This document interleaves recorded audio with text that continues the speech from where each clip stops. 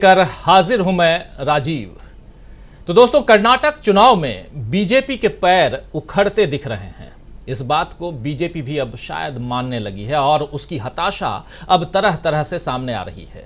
BJP नेताओं के भाषणों में अब मर्यादाहीन भाषा आ गई है। आज धारवाड़ में केंद्रीय गृह मंत्री अमित शाह ने जो भाषण दिया, उससे पता चलता है कि उनके यानी बीजेपी के मन में राहुल गांधी और कांग्रेस पार्टी को लेकर कितना डर है। अमित शाह ने कहा कि कांग्रेस वालों की मति मारी गई है।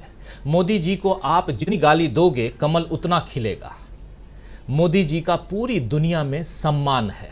जरा सुन लेते हैं अमित शाह जी को, सुनिए जरा। मोदी जी दुनिया में जहां जहां जाते हैं, दुनिया भर की जनता मोदी मोदी मोदी मोदी के नारे लगाकर मोदी जी का स्वागत करती है। पूरी दुनिया जिस प्रधानमंत्री का स्वागत करती है, हमारे नेता मोदी जी का स्वागत करती है, सम्मान करती है।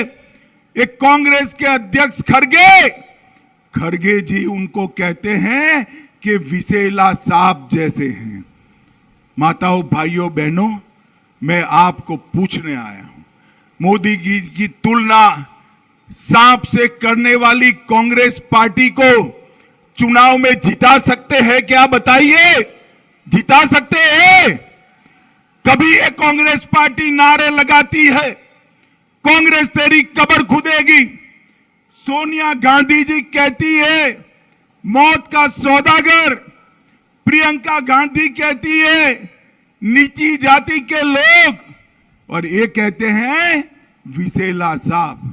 अरे कांग्रेस वालों, आपकी मति मारी गई है, मति मारी गई है।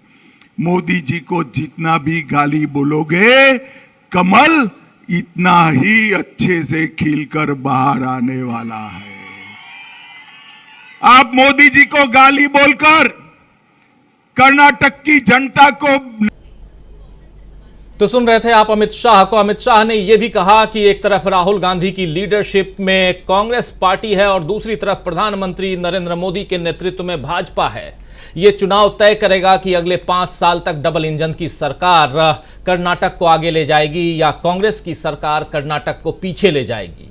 अमित शाह की लाइनों पर अगर गौर करिए तो वे राहुल गांधी को कांग्रेस का लीडर बता रहे हैं, जबकि कांग्रेस अध्यक्ष मल्लिकार्जुन खड़गे हैं। कांग्रेस के जो अध्यक्ष हैं वो मल्लिकार्जुन खड़गे हैं और राहुल गांधी तो अब सांसद भी नहीं हैं। लेकिन अमित शाह को डर किस इंसान से लग रहा है? वो इंसान राहुल गांधी है।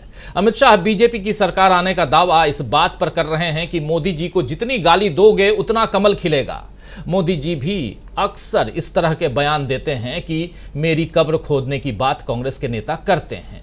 दरअसल मोदी और अमित शाह जब ऐसे आरोप कांग्रेस पर लगाते हैं, तब भूल जाते हैं कि उन्होंने भी सोनिया गांधी के लिए किस किस तरह के शब्दों का इस्तेमाल किया। कभी कांग्रेस की विधवा, कभी जर्सी गाय, तो न जाने और क्या क्या।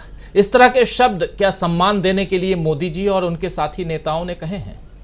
अभी फिर पीएम मोदी के करीबी नेता बसनगौड़ा पाटिल यतनलाल ने सोनिया गांधी को विष कन्या और चीन और पाकिस्तान का एजेंट कहा है, जिस पर कांग्रेस ने कड़ी प्रतिक्रिया देते हुए कहा है कि कर्नाटक में बीजेपी और उनके नेताओं ने अपना मानसिक और राजनीतिक संतुलन खो दिया है। चुनावों में आगामी हार से बौखलाकर बीजेपी अब घिनौनी राजनीति पर उतर आई है, ये कांग्रेस कह रही है।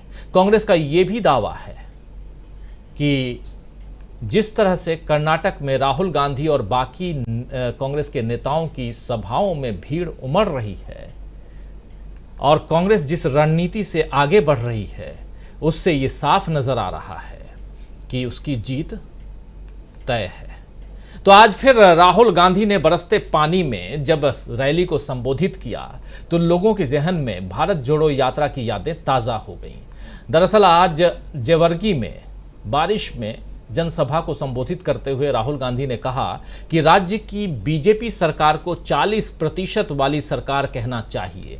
बीजेपी सरकार 40% की चोरी करती है, लेकिन कांग्रेस की सरकार गरीबों की, छोटे व्यापारियों की और गरीबों की सरकार है। इन तमाम लोगों की सरकार है, आम जनता की सरकार है। जब राहुल गांधी पहुंचे, पहली बात तो वहां बारिश बहुत तेज हो रही थी, जिस कारण राहुल गांधी का हेलीकॉप्टर वहां उतर नहीं पाया। उसके बाद सड़क मार्ग से राहुल गांधी वहां पहुंचे और बारिश में भीगते हुए राहुल ने भाषण दिया। भारत जोड़ो यात्रा 2 अक्टूबर 2022 यानी अभी से लगभग 6 महीना पहले आपने उस तस्वीर को बहुत देखा और हमने भी कई बार आप लोगों को राहुल गांधी के उस बाइट को सुनाया है। लेकिन आज ये जो तस्वीर आप देख रहे हैं, फिर से बारिश में राहुल गांधी भाषण दे रहे हैं। सुनिए जरा। जानते हो कि कर्नाटक में जो सरकार है वो चोरी की सरकार है। सबसे पहले वो सरकार आपने नहीं चुनी थी, बीजेपी के लोगों ने पैसा देकर, एमएलए खरीदकर वो सरकार चोरी की। उसके बाद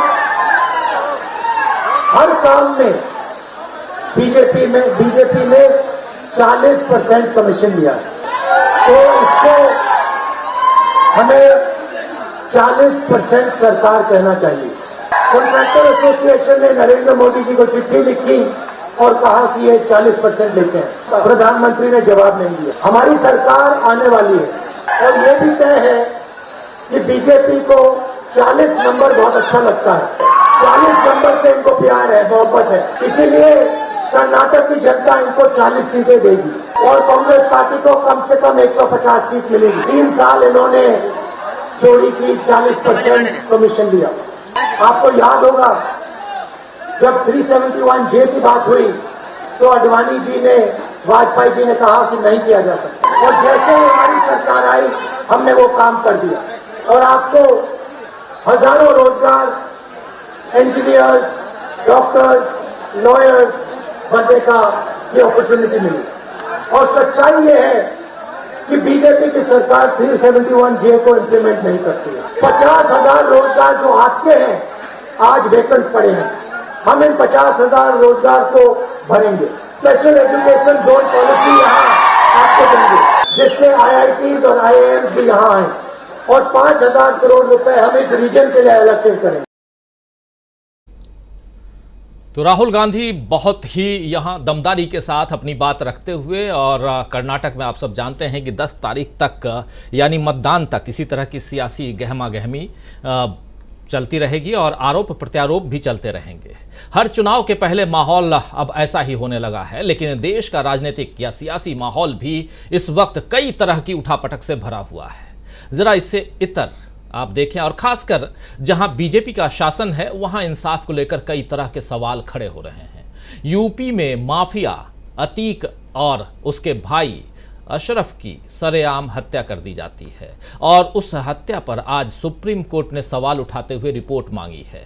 तो वहीं दिल्ली में जंतर मंतर पर पिछले 6 दिनों से धरने पर बैठे पहलवानों की शिकायत पर आज दिल्ली पुलिस ने सुप्रीम कोर्ट में कहा है कि वो बृजभूषण शरण सिंह पर FIR करेगी, क्योंकि इसमें भी सुप्रीम कोर्ट ने निर्देश दिया है।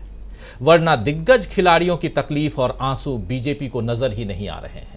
अलबत्ता मोदी जी या बीजेपी शासन पर जो सवाल उठाता है वो जांच एजेंसियों को जरूर नजर आ जाता है। जैसे आज सत्यपाल मलिक के घर पूछताछ के लिए CBI पहुंच गई। जम्मू कश्मीर के राज्यपाल रहने के दौरान सत्यपाल मलिक ने इंश्योरेंस में जो कथित भ्रष्टाचार का मामला उठाया था, उस मामले में CBI पूछताछ के लिए सत्यपाल मलिक के घर पहुंची। उनको CBI ने जब नोटिस जारी किया था तब सत्यपाल मलिक ने ट्वीट किया था। ट्वीट में उन्होंने कहा था कि मैंने सच बोलकर कुछ लोगों के पापों को उजागर किया है, शायद इसीलिए मुझे बुलाया गया है। मैं एक किसान का बेटा हूं, मैं नहीं घबराऊंगा, मैं सच के साथ खड़ा रहूंगा। ये सत्यपाल मलिक साहब ने उस समय ट्वीट किया था जब CBI का आदेश आया था और CBI वाले आज उनके घर पे पहुंचे। तो राहुल गांधी भी इसी तरह सच के साथ खड़े होने की बात कहकर डरो मत का नारा दे रहे हैं। जंतर मंतर पर बैठे पहलवान भी PT उषा और क्रिकेट खिलाड़ियों से यही पूछ रहे हैं कि वो किस बात से डरकर उनका साथ नहीं दे रहे हैं। कुछ ऐसे खिलाड़ी हैं, कुछ तो आ गए साथ देने के लिए, जैसे सहवाग आ गए, वीरेंद्र सहवाग, धुआंधार बैटिंग करने वाले, और 83 का वर्ल्ड कप जिताने वाले कपिल देव साहब भी आ गए साथ देने। लेकिन कहाँ हैं भारत रत्न सचिन तेंदुलकर और उनके साथ खेलने वाले कई सारे क्रिकेट खिलाड़ी। कहाँ हैं आज के भारतीय टीम के कप्तान?